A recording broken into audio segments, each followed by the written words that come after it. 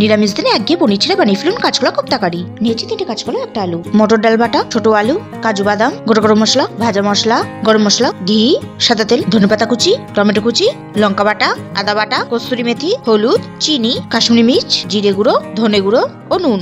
প্রথমে এগুলোকে টুকরো করে নিলাম। এবার প্রেসার কুকারে জল দিয়ে কাঁচকলা আলুকে নুন, হলুদ ও তেল দিয়ে সেদ্ধ করে নিলাম। এবার একে একে কাঁচকলা ও আলুর খোসা ছাড়িয়ে নিলাম। এবার আলু কাঁচকলাকে ম্যাশ করে একে একে আদা বাটা, লঙ্কা বাটা, মটর ডাল বাটা, চিনি, হলুদ, ধনে গুঁড়ো, জিরে গুঁড়ো, নুন, কাশ্মীরি মির্চ, ভাজা মশলা, গরম মশলা ও ধনেপাতা কুচি দিয়ে মেখে নিলাম।